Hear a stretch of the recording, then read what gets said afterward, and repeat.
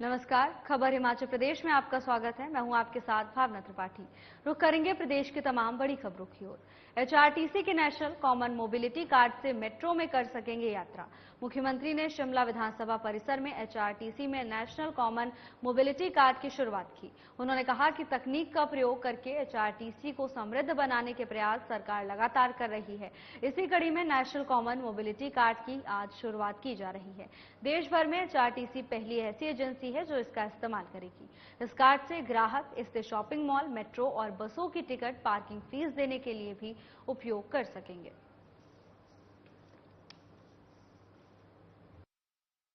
ने तकनीकी का प्रयोग करके किस प्रकार एचआरटीसी सामर्थ्य बने और आधुनिक तकनीक का प्रयोग करके एचआरटीसी हमारे देश की पहली ऐसी संस्था बनी जिसने नेशनल कॉमन मोबिलिटी कार्ड का आज से प्रयोग करना शुरू कर दिया।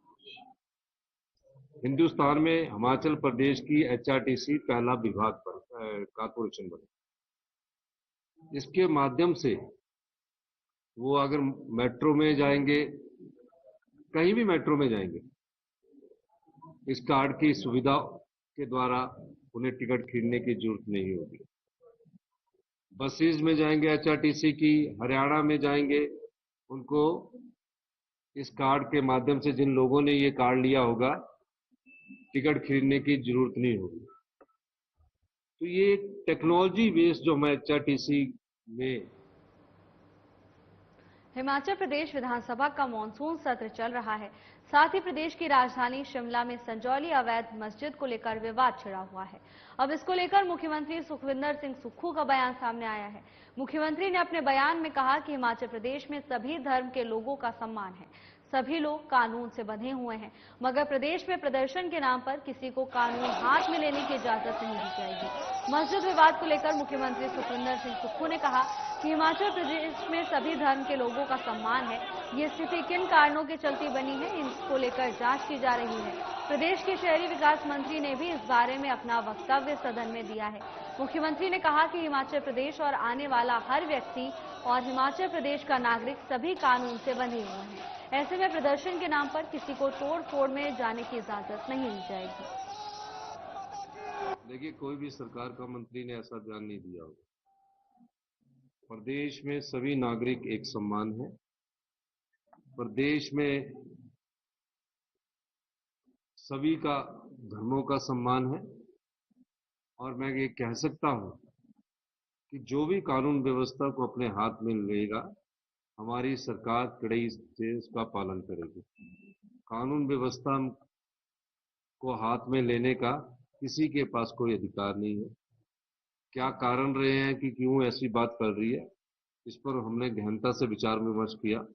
कल शहरी विकास मंत्री ने भी इस पर अपना बयान दिया है और किसी भी प्रकार के कोई भी ऐसी वारदात को हिमाचल प्रदेश में नहीं होने दिया जाएगा, क्योंकि हिमाचल प्रदेश में आने वाला हर एक नागरिक जो है वो कानून से भी बंधा है और हम सब, हमारे जो यहाँ के साथी है, वो भी कानून से बंधे हैं।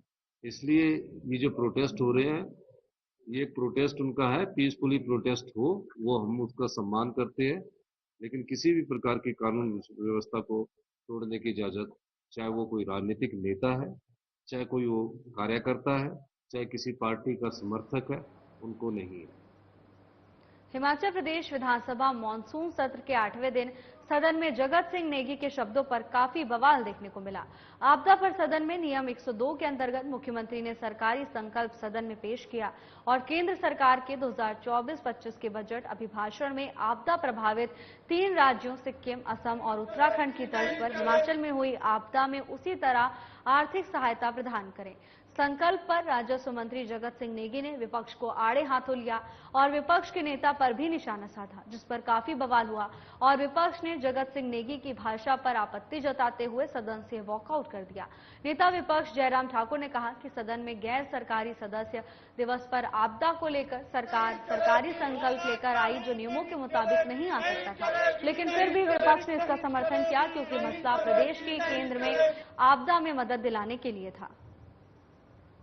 मेंबर डे है और प्राइवेट मेंबर डे पर भी सरकारी प्रस्ताव लाना, ये आज तक हिमाचल प्रदेश की विधानसभा के अंदर हुआ नहीं है। लेकिन इसके महत्व को फिर भी हम लोगों ने अहमियत दी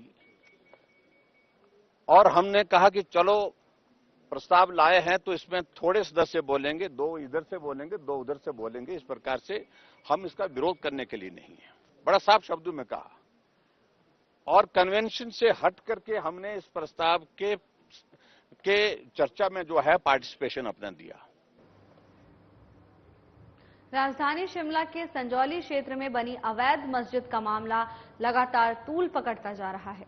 विधानसभा में मंत्री अनिरुद्ध सिंह के बयान पर एआईएमआईएम प्रमुख असुद्दीन ओवैसी ने अनिरुद्ध सिंह पर बीजेपी की भाषा बोलने और हिमाचल की मोहब्बत की दुकान में नफरत ही नफरत की टिप्पणी की है, जिस पर मंत्री अनिरुद्ध सिंह और विक्रमादित्य सिंह ने पलटवार किया है और कहा है कि सब जानते हैं कि ओवैसी बीजेपी की बी टीम है और एक समुदाय विशेष पर उनकी राजनीति टिकी हुई है और हिमाचल प्रदेश में सभी के लिए मोहब्बत है, नफरत के लिए कोई जगह नहीं है।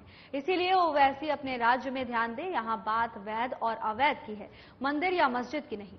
अनिरुद्ध सिंह ने कहा कि संजौली क्षेत्र में बनी मस्जिद अवैध है और 2010 से मामला एमसी अदालत में लटका हुआ है, लेकिन कार्रवाई नहीं हुई। इसी को लेकर सदन में बात रखी है और सरकार भी इसको लेकर गंभीर है।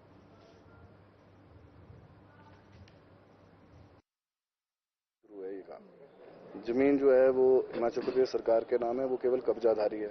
10 साल केस चलाया उन्होंने, सलीम के खिलाफ कोई रिस्पोंडेंट है सलीम, और 10 साल बाद वो खुद ही लिख के दे रहे हैं, डिपार्टमेंट लिख के दे रहा है कि इसका तो लेना देना ही नहीं है, ना वो कोई पदाधिकारी है, ना उसका कोई जो है वर्कअप बोर्ड में कोई लेना देना है।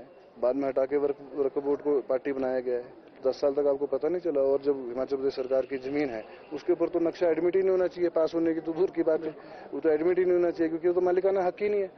और बार बार अगर आप नोटिस सर्व कर रहे हैं, 44 पेशियां लगा दी है और आप खुद लिख के दे रहे हैं कि पहले 1 मंजिल बनी जी, फिर ये बाद में 3 मंजिल बना दी, फिर कोरोना टाइम में 4 मंजिल इन्होंने और बना दी, तो आप तोड़ क्यों नहीं रहे हो?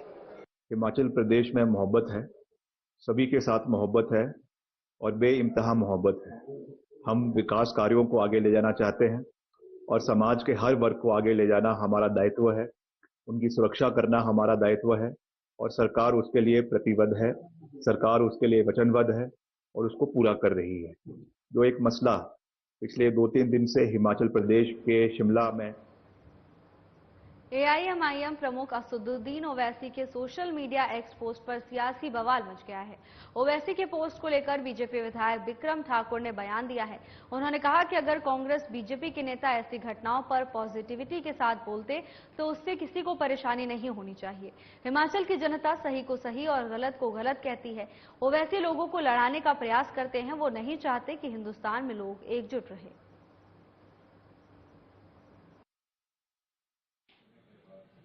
पूरे हिंदुस्तान के अंदर जब जब भी कुछ ऐसे विषय आते हैं, ओवैसी का बयान हमेशा देश विरोधी होता है। वो सांप्रदायिक विरोध पैदा करने के लिए बयान देते हैं। हिमाचल जैसा एक शांति प्रिय प्रदेश, यहां सब कुछ ठीक ठाक चल रहा है। एक छोटी सी घटना वहां पे हुई है, नो डाउट, क्योंकि वो जो वहां पे इलीगल कंस्ट्रक्शन हो रही है, अगर उस इलीगल कंस्ट्रक्शन के ऊपर भारतीय जनता पार्टी के कार्यकर्ता या कांग्रेस के कुछ लीडर उस विषय के ऊपर पॉजिटिवली बोल रहे हैं तो उससे ओवैसी जी को किसी प्रकार की तकलीफ नहीं होनी चाहिए। राजधानी शिमला के संजौली में अवैध मस्जिद निर्माण को लेकर बवाल मचा हुआ है। अवैध मस्जिद निर्माण का मामला सदन से लेकर सड़क तक गूंज रहा है। मसले को लेकर आज भी संजौली और चौड़ा मैदान में विभिन्न संगठनों ने विरोध प्रदर्शन किया है। संगठनों का कहना है कि हिमाचल प्रदेश में अन्य जगहों पर भी अवैध निर्माण हो रहा है। चौड़ा मैदान देवभूमि क्षेत्रीय संगठन के प्रदर्शन में ग्रामीण विकास और पंचायत राज मंत्री अनिरुद्ध सिंह शामिल हुए। उन्होंने लोगों को आश्वासन दिया है कि अवैध निर्माण को बर्दाश्त नहीं किया जाएगा। सीएम ने मामले में कानून के तहत कार्रवाई की बात कही है। वहीं इस दौरान देवभूमि क्षेत्रीय संगठन के अध्यक्ष रोमित ठाकुर ने कहा कि अवैध मस्जिद हटाई जानी चाहिए। मंत्री अनिरुद्ध सिंह ने बेबाकी से सदन में मुद्दा उठाया है। पूरे प्रदेश में बाहरी राज्यों के लोग आ रहे हैं, ये लोग अवैध निर्माण कर रहे हैं। कहां से इसके लिए पैसा आता है, इसकी जांच होनी चाहिए। देखिए, मसला तो पूरे प्रदेश के सामने है ही है, आपको भी पता ही है। यहाँ आज कॉल करी गई थी, जो अवैध निर्माण हो रहे हैं उसके खिलाफ कॉल करी गई थी।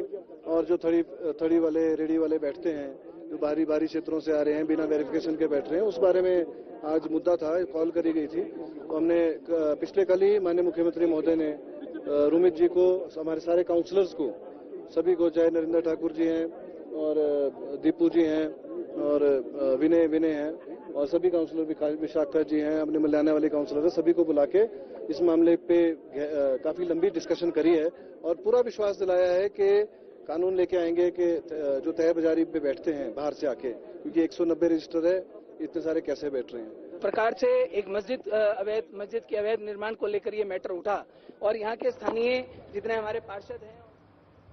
राजधानी शिमला में लंबित मांगों को लेकर हिमाचल पथ परिवहन निगम पेंशनर यूनियन ने जमकर प्रदर्शन किया। विधानसभा के साथ लगते चौड़ा मैदान में मांगों को लेकर पेंशनर यूनियन ने जमकर हल्ला बोला। इस दौरान परिवहन निगम पेंशनर यूनियन ने निगम के कर्मचारियों के देय वित्तीय लाभ जारी करने की सरकार से मांग की। पेंशनर्स का कहना है कि बार बार उप मुख्यमंत्री से मिलने के बाद भी मांगे पूरी नहीं हुई। न्यायालय और संबंधित अधिकारियों के आदेशों की भी अनुपालना नहीं हो रही है। पेंशनर वृद्धावस्था में अपने हकों के लिए भटक रहे हैं। जल्द मांगे नहीं पूरी हुई तो उग्र आंदोलन होगा। और आज जो है हमारे एचआरटीसी के जो पेंशनर्स है पूरे प्रदेश भर के जितने 17 इकाइयां हैं, उनके सारे जितने पेंशनर है वो यहाँ शिमला में। फिलहाल के लिए बस इतना ही। जल्द हाजिर होंगे नई अपडेट्स के साथ। नमस्कार।